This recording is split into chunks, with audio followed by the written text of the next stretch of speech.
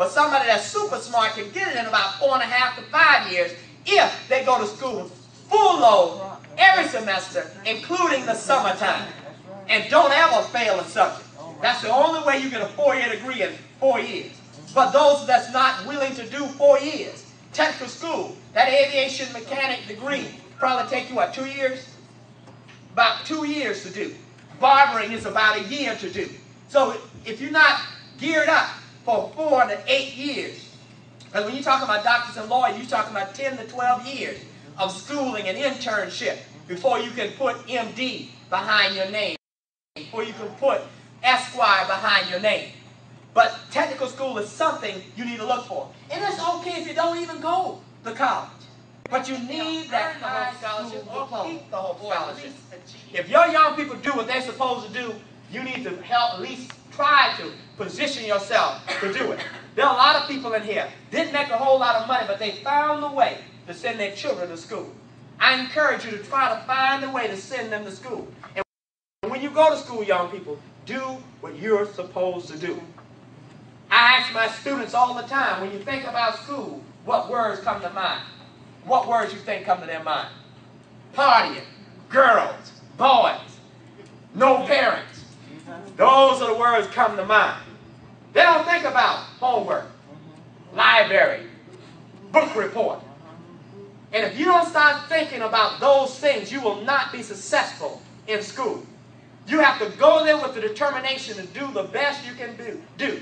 And you have to understand, as I like to coin this expression, college is not grade 13. It is like going from first grade to high school, going from high school to college. Nobody's going to ask you 15 times, remind you that you got a book report due. Nobody's going to care whether or not you come to school or don't come to school. I'm a college professor. I need X number of people to sign up. Once you sign up, I don't care whether you come to school or not on some levels, because I'm going to get paid. Whether you get an F or get an A, that's up to you. I'm here to present the information. Whether you receive it or not, that's on you. Now, if you want help, you come to me. I will help you, because I'm at a small school. Georgia State, forget about it. The professor's not going to be there to help you. They will send you to a lab. And they do have a lab that will help you if you want help. But nobody's going to say you need to go. And parents, you need to get involved. You need to find out what they're doing in school. Because if they fail, that means that that whole scholarship goes away. That means that if they continue in school, you have to pay. So every now and then you might want to call Shalani up and find out how she's doing. A lot of schools, I don't know about freshmen at Georgia State, but a lot of schools won't let freshmen start fraternities and sororities because they don't want them to focus on their schoolwork. Some schools are not allowing the freshmen to live off campus, because when they live off campus, they're focused not on the schoolwork. But you have to learn to live, to focus on school. That's what it's all about. School, your youth is a preparation for your tomorrows. Because I did what I was supposed to do when I was younger. Now I can take a vacation if I want one. Now I can buy a Cadillac if I want one. Now I can apply for a position that's going to pay me thousands and thousands of dollars. But if I didn't do what I was supposed to do, if I went to school and was a class clown, if I went to school and was only interested in football but not my schoolwork, if I went to school and I was only interested in chasing girls and not getting a good education, then I'll be like too many of our young people today sitting under a tree. Too many of our young people trying to get a hustle, hoping that the police won't catch them because they can't find a job that will pay their bills. And now they got to resort to illegal things. If I didn't do what I had to do when I was in school, then my daughter and my son would not have been able to go to school themselves, because I would not have been able to afford to send them to school.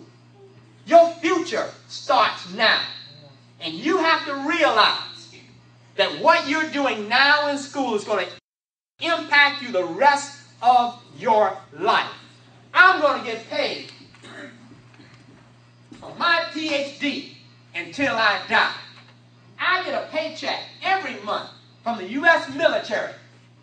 I've been retired 10 years. And for 10 years, all I had to do was go to my bank account and see a paycheck in there. because I did what I was supposed to do when I was younger. Now I can retire. In a few months, I can retire from a second job if I choose to do so. Because I realized that in order to do all that I'm doing today, I had to do all of that stuff back then. High school and college and technical school. My first degree was in technical school. I was an X-ray tech. Whatever way you can get more education, whether it's training on your job, you don't necessarily have to go to college, but if they offer training on your job, raise your hand and say, I want that training. Because you don't realize that you saying, oh, I don't want to go to that training, I got other things to do. You're also saying, I don't want that promotion down the road. You have to learn to do what you're supposed to do. For the last 5 minutes or so, let me speak to the seniors who are about to step out into a new world.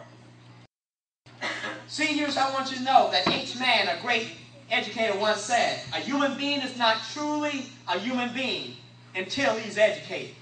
You need to be educated. So 4 or so years, you've been devoted to a goal of completing high school, and you kept that goal. And I want you to know that you need to be just as committed, whether it's 2 years for technical school or 4 to 6 years as you pursue whatever you're pursuing. You need to be committed to that. And don't let anybody turn you around from that. Graduating from high school is a key point, a great landmark in your development. But you need to understand that high school does not prepare you truly for adulthood. It only builds a foundation. But on the foundation of high school, you need to build 4 walls and a roof. And you need all of those things to get you across the way. You need to realize that now that you're finally 18, almost 18 years old,